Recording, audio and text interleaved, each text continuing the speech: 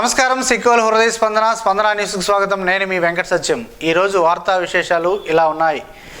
మహాశివరాత్రి మహోత్సవాలకు ఏర్పాట్లు పక్కాగా ఉండాలని జిల్లా కలెక్టర్ స్వప్నిల్ దినకర్ పుణ్కర్ అధికారులను ఆదేశించారు. దర్శనాలకు వచ్చే భక్తులకు ఇబ్బందులు ఉండరాదన్నారు. ఈ నెల 26వ తేదీన మహాశివరాత్రి సందర్భంగా శ్రీ మొక్కలింగేశ్వర స్వామి వారి దేవాలయంలో 3 రోజుల పాటు ఈ నెల 26, 27, 28 తేదీల్లో జరగనున్న మహాశివరాత్రి మహోత్సవ వేడుకల ఏర్పాట్లపై శ్రీ మొక్కలింగేశ్వర స్వామి దేవస్థానం ఆలయ ప్రాంగణంలో శనివారం ఆయన సంబంధిత అధికారులతో సమీక్షించారు. దర్శనాలకు వచ్చే భక్తులు ఎంతమంది వస్తున్నది తదితర వివరాలను ఈవోను ఆయన అడిగి తెలుసుకున్నారు. లైటింగ్, డెకరేషన్ ఏర్పాటు చేయాలని దేవస్థానం ఈవోని ఆదేశించారు. త్రాగునీటి సౌకర్యం అంతా ఈవో చూసుకోవాలని RWSSC ఎహసాన్ భాషతో ఎంత జనాభాకు ఎంత తాగునీరు అవసరమో చర్చించి తెలియజేయాలని ఆదేశించారు. మరుగుదొడ్లు మహిళలు పురుషులకు వేరువేరుగా ఉండాలని చెప్పారు. మొబైల్ టాయిలెట్లు 8 అవసరం అవుతాయని చెప్పారు. పంచాయతీ కార్యదర్శితో మాట్లాడి శానిటేషన్ చేయించాలన్నారు. భక్తులు ఎక్కడి నుండి వస్తున్నది అడగగా టెక్కలి, విశాఖపట్నం, శ్రీకాకుళం, సరుబుజ్జిలి, కొమనాపల్లి, ఆమదలవలస, హిరమండలం, గొట్టా బ్యారేజ్, కరకవలస, పాలకొండ, రాయఘడ్ తదితర ప్రాంతాల నుండి భక్తులు వస్తారని ఈవో కలెక్టర్ వివరించారు. కంట్రోల్ రూమ్ ఎక్కడ ఏర్పాటు చేస్తున్నది DSPని ఆయన అడిగి తెలుసుకున్నారు.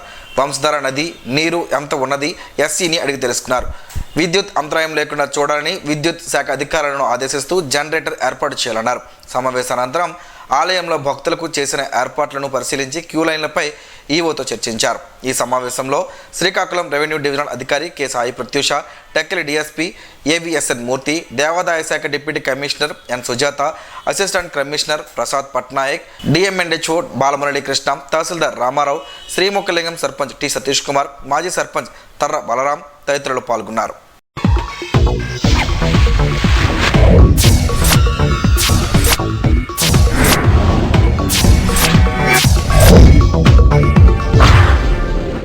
సుమారు 21 కేజీల గంజాయితో పట్టుబడిన 4 నిందితులను పోలీసులు అరెస్టు చేశారు. ఈ వివరాలను జిల్లా పోలీస్ కార్యాలయంలో శుక్రవారం సాయంత్రం నిర్వహించిన మీడియా సమావేశంలో అదనపు SP KV రమణ మీడియాకు వెల్లడించారు. ఖచ్చితమైన సమాచారంతో పోలీసులు సింగపురం గ్రామ శివారులో గల శ్రీ హటకేశ్వర స్వామి గుడి కొండ క్రింద భాగంలో గల ఖాళీ స్థలముల వద్దకు సిబ్బందితో సహా చేరుకోగా అక్కడ 4 వ్యక్తులు ఒక ప్లాస్టిక్ బ్యాగ్ తో ఉండగా వారు పోలీసులను చూసి పారిపోటుకు ప్రయత్నించగా సబ్ ఇన్స్పెక్టర్ సిబ్బంది వారిని చుట్టుముట్టి వారిని అదుపులోకి తీసుకుని సుమారు 21 కేజీల గంజాయి మూటను స్వాధీనం చేసుకుని కేసు నమోదు చేసినట్లు వెల్లడించారు. ఈ కేసులో చాకచక్యంగా వ్యవహరించి కేసు ఛేదించడంలో DSP CH Vivekananda, Srikakulam rural inspector K Paidapu Naidu పర్యవేక్షణలో ప్రతిభ కనబరిచిన SI K రాము, ASI ఢిల్లేశ్వరరావు సిబ్బందిని జిల్లా SP KV మహేశ్వరరెడ్డి ప్రత్యేకంగా అభినందించారు.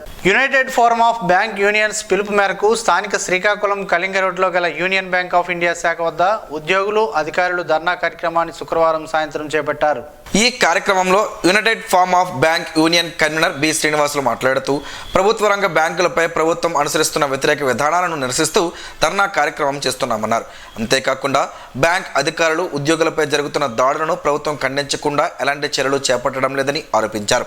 బ్యాంకులలో ఖాళీగా ఉన్న ఉద్యోగాలను భర్తీ చేయాలని డిమాండ్ చేశారు. అంతేకాకుండా 5 రోజుల పని దినాలను వెంటనే అమలు చేయాలని అన్నారు. ఐబోక్ రీజనల్ కార్యదర్శి K తేజేశ్వరరావు మాట్లాడుతూ ఉద్యోగులు వారు వచ్చే జీతంపై ట్యాక్స్ భరిస్తున్న సంగతి అందరికీ తెలిసిందే, కానీ ఇప్పుడు మరలా ఉద్యోగులకు వచ్చే రుణ సదుపాయాలపై కూడా ట్యాక్సులు వసూలు చేయాలనే దృష్టిలో బ్యాంకింగ్ యాజమాన్యాలు ఆలోచిస్తున్నాయని వాటిని వెంటనే తీసుకోవాలని అన్నారు. కోఆర్డినేషన్ కమిటీ అధ్యక్షులు గిరిధర్ నాయక్ మాట్లాడుతూ బ్యాంకులలో టెంపరీగా పనిచేస్తున్న ఉద్యోగులను వెంటనే పర్మనెంట్ చేయాలని, బ్యాంక్ యాజమాన్యాలను తాత్కాలిక నియామకాలు చేయకూడదని, శాశ్వత నియామకాలు మాత్రమే చేపట్టాలని అన్నారు. ఈ ధర్నా కార్యక్రమంలో యూనియన్ బ్యాంక్ ఆఫ్ ఇండియా ఉద్యోగుల ఉపాధ్యక్షురాలు G కరుణ, కోఆర్డినేషన్ జాయింట్ కార్యదర్శి A సూర్య, OBC ఉద్యోగ సంఘ నాయకులు సూర్యకిరణ్, నరేష్, శ్రీనివాస్, ఉపేంద్ర తదితరులు పాల్గొన్నారు. గారమండలం శాలిహొండం గ్రామానికి చెందిన శాలిహొండం యశ్వంత్కు సీఎం సహాయ నిధి నుండి విడుదలైన 2,40,000 రూపాయల చెక్కును శ్రీకాకుళం ఎమ్మెల్యే గుండు శంకర్ యశ్వంత్ కుటుంబానికి తమ క్యాంప్ ఆఫీసులో ఈరోజు అందజేశారు. ఈ సందర్భంగా ఎమ్మెల్యే మాట్లాడుతూ ఆపదలో పేదలను ఆదుకునేలా ప్రభుత్వం పనిచేస్తుందని, నిరుపేద కుటుంబాలను గుర్తించి సీఎం సహాయ నిధి ద్వారా వారికి సహాయం అందిస్తున్నామని అన్నారు. ఇది పేదల ప్రభుత్వమని, పేదలు ఇబ్బందులు పడకుండా అన్ని విధాలా ఆదుకుంటామని భరోసా కల్పించారు. ఈ సందర్భంగా ఎమ్మెల్యేకు యశ్వంత్ కుటుంబ సభ్యులు కృతజ్ఞతలు తెలిపారు.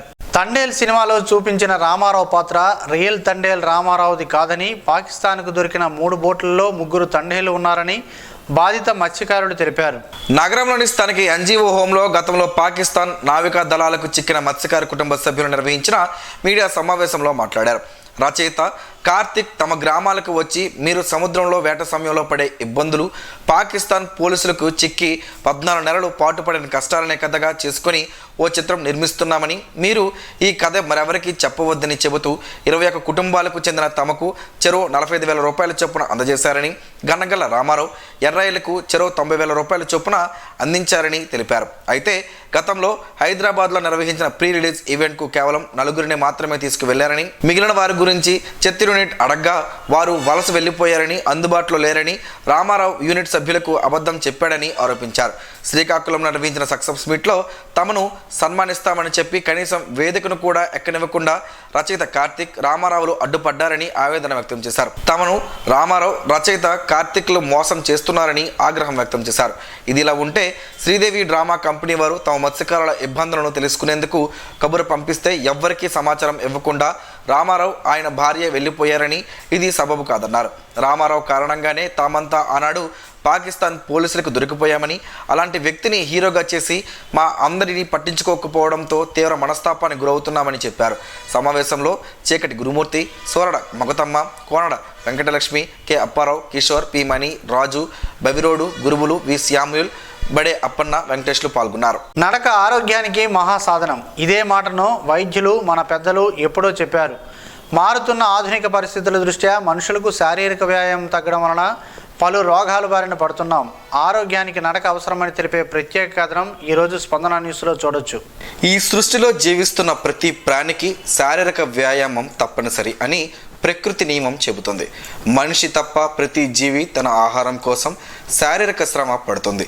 పుట్టినప్పటి నుండి మరణించేంత వరకు ఆరోగ్యంగా ఉంటూ అప్పుడప్పుడు చిన్న సమస్యలు వచ్చినా శరీరమే వాటిని నయం చేస్తూ సహజంగానే మరణించేవారు.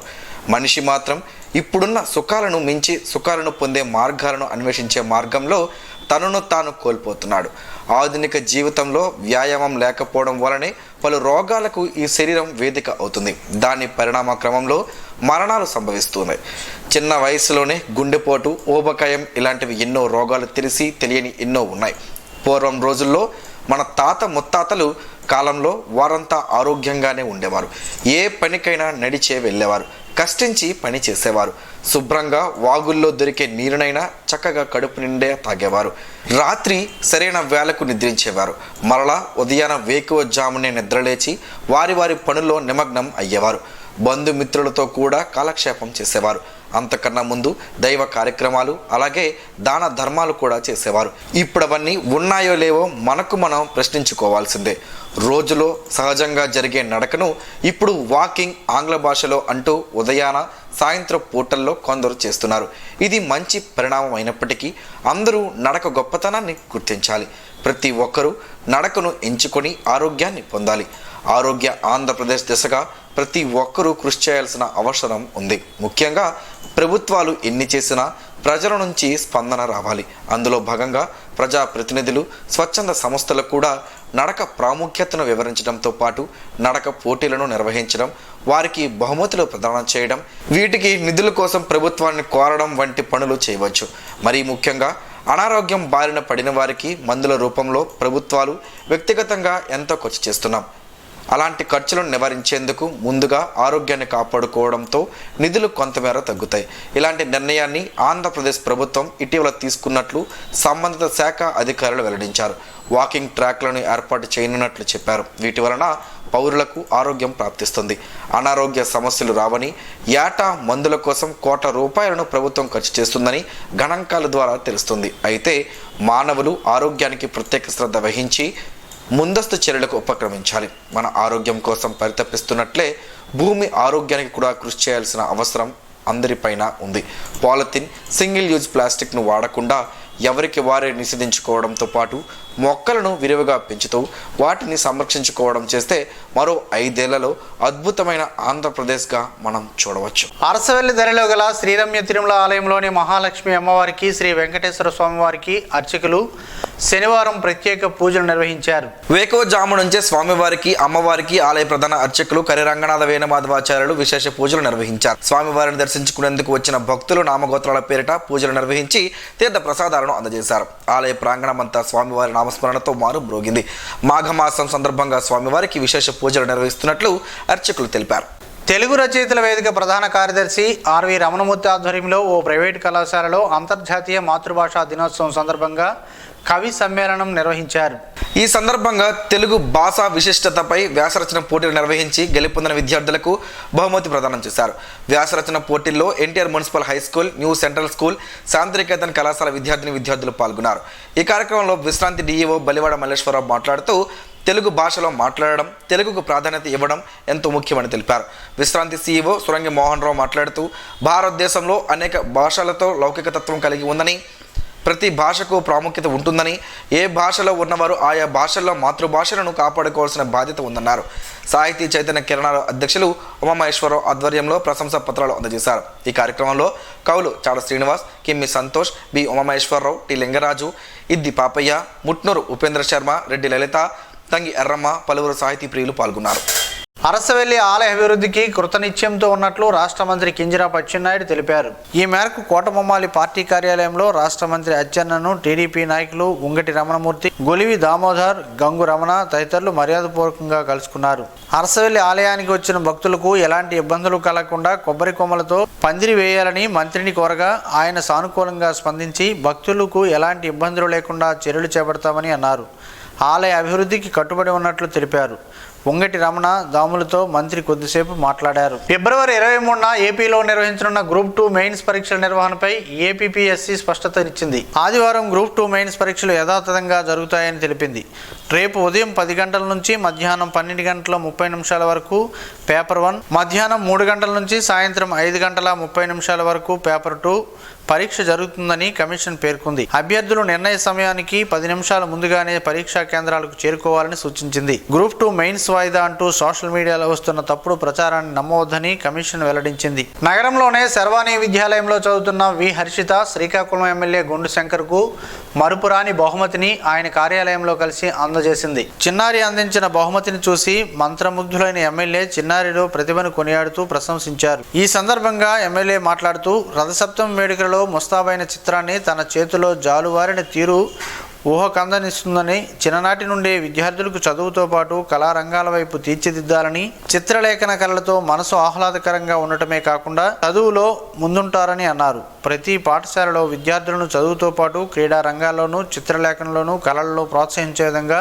ఉపాధ్యాయులు చొరవ తీసుకుంటే విద్యార్థులు ఉన్నత స్థానంలో నిలుస్తారని అన్నారు. అనంతరం చిన్నారిని ఎమ్మెల్యేతో పాటు అక్కడ ఉన్నవారంతా ప్రశంసల వర్షం కురిపించారు. ఈ కార్యక్రమంలో చిన్నారి వి హర్షిత తల్లిదండ్రులు వి విజయ్ కుమార్, శ్రావణి తదితరులు ఉన్నారు. జిల్లాలో 15 పరీక్షా కేంద్రాల్లో ఈ ఆదివారం 23వ తేదీన జరగనున్న గ్రూప్ 2 సర్వీసెస్ పరీక్షలకు హాజరయ్యే అభ్యర్థులంతా సమయపాలన పాటించాలని జిల్లా రెవెన్యూ అధికారి వెంకటేశ్వరరావు తెలిపారు. ఆన్లైన్ విధానంలో ఆంధ్రప్రదేశ్ పబ్లిక్ సర్వీస్ కమిషన్ నిర్వహించే ఈ పరీక్షలు 2 సెషన్లలో జరుగుతాయని, పేపర్ 1 ఉదయం 10 గంటల నుండి మధ్యాహ్నం 12 గంటల 30 నిమిషాల వరకు, పేపర్ 2 మధ్యాహ్నం 3 గంటల నుండి సాయంత్రం 5 గంటల 30 నిమిషాల వరకు జరుగుతాయని అన్నారు. అభ్యర్థులు సమయపాలన పాటించాలని, ఎలక్ట్రానిక్ పరికరాలు తీసుకురాకూడదని స్పష్టం చేశారు. పరీక్షా కేంద్రాలకు సంబంధించిన సందేహాలు ఉంటే అభ్యర్థులు జిల్లా కలెక్టర్ కార్యాలయంలోని కంట్రోల్ రూమ్ 08942240557 నెంబర్కు సంప్రదించవచ్చునన్నారు. హాల్ టికెట్తో పాటు ప్రభుత్వం జారీ చేసిన గుర్తింపు card, passport, PAN card, Aadhaar card, voter card, driving licence, ప్రభుత్వ ఉద్యోగి ఐడి కార్డ్ తప్పనిసరిగా తీసుకురావాలని, ఉదయం పరీక్షకు 9 గంటల 30 నిమిషాలకు, మధ్యాహ్నం పరీక్షకు 2 గంటల 30 నిమిషాల లోపు పరీక్షా కేంద్రానికి చేరుకోవాలని, ఆ తర్వాత ఎవరిని పరీక్షా కేంద్రానికి అనుమతించమని పేర్కొన్నారు. ఫారం ఫండ్స్ పనులు పూర్తి స్థాయిలో చేయాలని, అలా కాకుండా సగం పనులు చేసి వదిలేస్తే అవి నిరుపయోగంగా మారుతాయని జిల్లా నీటి యాజమాన్య సంస్థ ప్రాజెక్ట్ డైరెక్టర్ బి సుధాకర్ రావు తెలిపారు. శుక్రవారం చిలకపాలెం పంచాయతీలో ఫారం ఫండ్స్ పనులు ఆయన పరిశీలించారు. ఈ సందర్భంగా ఆయన మాట్లాడుతూ ఫారం ఫండ్స్ అవుట్లెట్ ఇన్లెట్ ధర్మంతో పాటు రాతి ఎఫ్రాన్ పనులు కూడా చేపట్టాలని సిబ్బందిని ఆదేశించారు. అనంతరం సీసీ రహదారి పనులను పరిశీలించారు. ఈ కార్యక్రమంలో ఏపీఓ శోభాదేవి, ఈసీ నారాయణమ్మ, బిఎఫ్టి గోవిందరావు తదితరులు పాల్గొన్నారు. చట్టసభల్లో మహిళలకు ప్రభుత్వం 33% రిజర్వేషన్ కల్పించిందని, సంస్థాగతంగా పార్టీ బాధ్యతలలో కూడా మహిళలు 33% ఉండే విధంగా కృషి చేస్తున్నామని పార్టీ రాష్ట్ర అధికార ప్రతినిధి పూడి తిరుపతిరావు, జిల్లా అధ్యక్షుడు సిరిపురపు తేజేశ్వరరావులు తెలిపారు.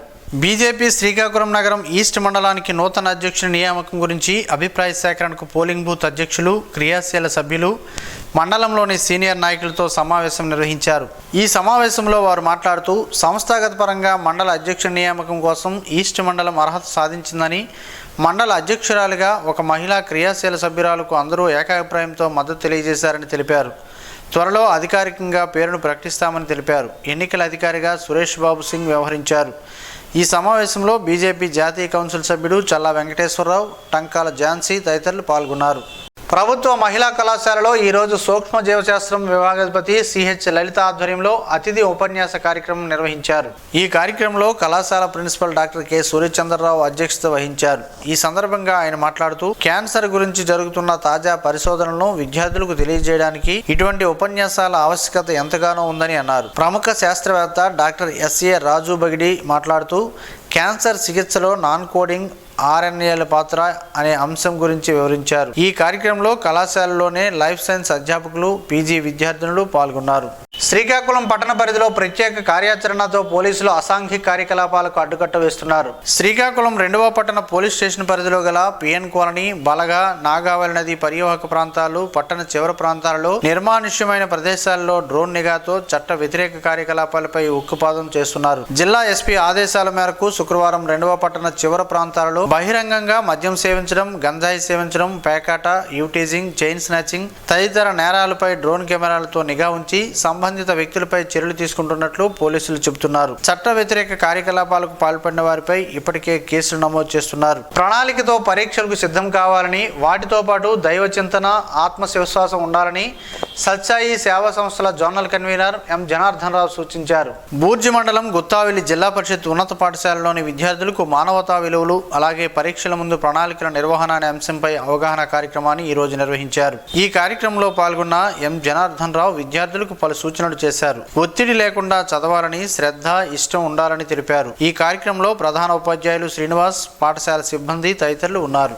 నెహ్రూ యువ కేంద్రం ఆధ్వర్యంలో ఈ రోజు స్థానిక కోడరామూర్తి స్టేడియంలో జిల్లా స్థాయి స్పోర్ట్స్ మీట్ ఘనంగా జరిగింది. ఈ కార్యక్రమాన్ని సెట్శ్రీ ముఖ్య కార్యనిర్వహణాధికారి బివి ప్రసాదరావుతో కలిసి నెహ్రూ యువ కేంద్రం డిప్యూటీ డైరెక్టర్ కె వెంకటోజ్వల్ ప్రారంభించారు. ఈ సందర్భంగా వారు మాట్లాడుతూ జిల్లా స్థాయి స్పోర్ట్స్ మీట్ లో volleyball, kabaddi, badminton, 100 metres running పోటీలు నిర్వహించినట్లు తెలిపారు. గెలుపొందిన క్రీడాకారులకు బహుమతులతో పాటు ధృవపత్రాలను అందజేశారు. ఈ కార్యక్రమంలో కోచ్లు, మూలపేట వివేకానంద యువజన సంఘం అధ్యక్షులు Gujjala Umamaheswararao, Jhansi agricultural and welfare society అధ్యక్షులు రౌతు సుమతి మోహన్ రావు తదితరులు పాల్గొన్నారు. ఆర్సీబీ కప్పును గెలవాలని ఆకాంక్షిస్తూ ఆర్సీబీ ఫ్యాన్స్ మహాకుంభమేళాలో విరాట్ కోహ్లీ జెర్సీని ప్రదర్శించారు. ఈసారి ఆర్సీబీ కప్పు గెలవాలని తామంతా ఆకాంక్షిస్తున్నట్లు ఫ్యాన్స్ తెలిపారు. మహాకుంభమేళా విరాట్ కోహ్లీ జెర్సీని ప్రదర్శించినట్లు తెలిపారు. మల్లె, మధు, రాజు, నాగరాజు తదితరులు ఉన్నారు. తులసి ఆకులతో పలు ఆరోగ్య ప్రయోజనాలు ఉన్నాయని పలువురు ఆరోగ్య నిపుణులు చెబుతున్నారు. ఆ వివరాలేంటో ఈ రోజు ప్రసారమయ్యే ఆరోగ్యమే మహాభాగ్యంలో తెలుసుకుందాం.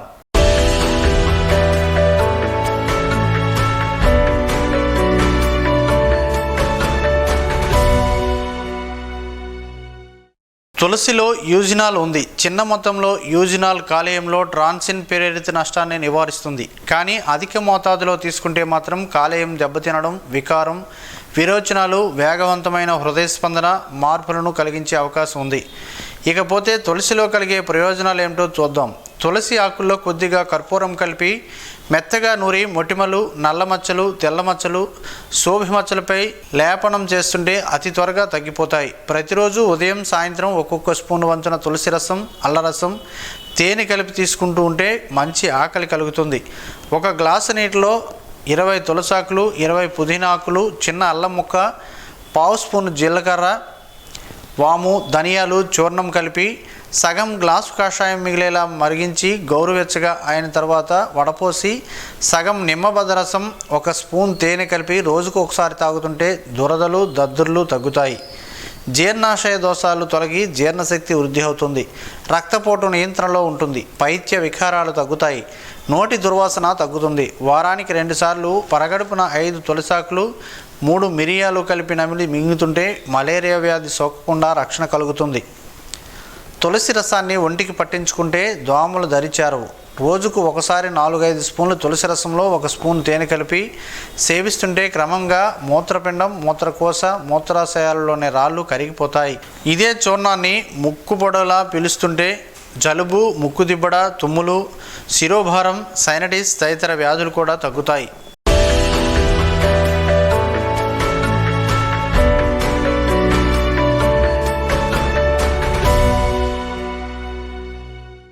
ఈరోజు వార్తల్లో ఒక మంచి మాటను విందాం, ఆచరిద్దాం. సమాజ శ్రేయస్సును కాంక్షిస్తున్న మహనీయుల మాటల్లో నుంచి ఈరోజు.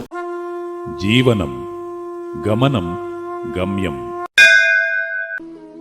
హైందవుడు అంటే తనకు గాని, కుటుంబానికి గాని, సమాజానికి గాని ఉపయోగమైన పని చేయువాడు. తనకు, కుటుంబానికి, సమాజమునకు, లోకానికి నష్టం చెయ్యనివాడు. తెలివి కంటే మౌనంగా ఉండడం ప్రకృతి సిద్ధం. మౌనం కంటే ఏకాంతంగా ఉండడం ఆత్మసిద్ధం. ఈ అన్నింటినీ త్యాగం చెయ్యడమే పరమాత్మ సిద్ధం. ఓం శ్రీ గాయత్ర్యై నమః. ఉంచడమైనది. ఎస్డివి స్పేస్ స్పందనాన్ని టైప్ చేసి ప్రేక్షకులు తమకు అనుకూలమైన సమయంలో న్యూస్ని వీక్షించగలరు. ఈ వార్తలు ఇంతటితో సమాప్తం. మరలా ప్రసారం అయ్యే స్పందన న్యూస్లో కలుద్దాం. అంతవరకు సెలవు. నమస్కారం. మీ మాటే మా బాట.